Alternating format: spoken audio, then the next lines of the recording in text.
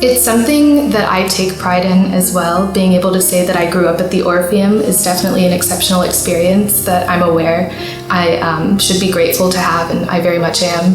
So I take pride in being able to say that my father was the organist and that he took care of it and revived it for 25 years.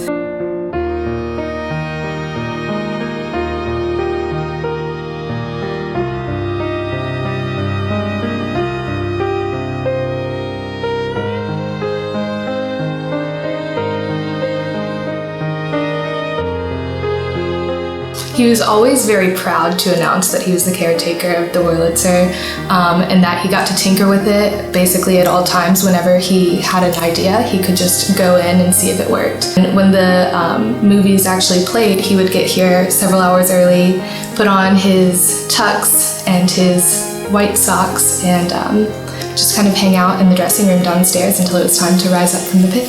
He has always been a lover of music, and that's why he decided to study music in college. So when he moved to Memphis and found out that there was not only an old movie palace here, but also its original Wurlitzer organ, he definitely got excited and made some connections and began caretaking the organ and just repairing it and hoping to revive it.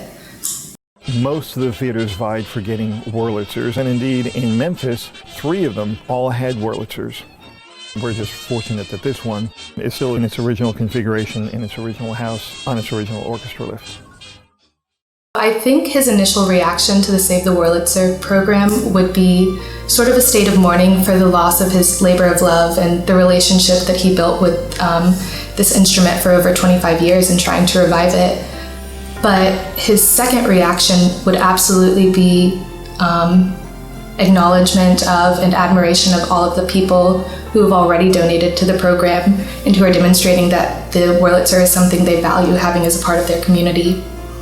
I don't exactly have a first memory of hearing the Wurlitzer. It's just more of an ingrained sensation in me. What's interesting about the Wurlitzer is that all of the sound is completely authentic. So any instrument you may hear, whether it be a glockenspiel or a bass drum or marimba, those are actual instruments playing behind in secret in the organ chamber. So it's kind of magical to know that that's not synthesized sound, that's actual instruments being played by the Wurlitzer.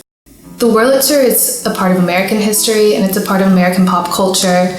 And it's part of a movie-going experience that was typical for 1935. So being able to recreate that same experience in 2018 is definitely something that not all people have the opportunity to take part in.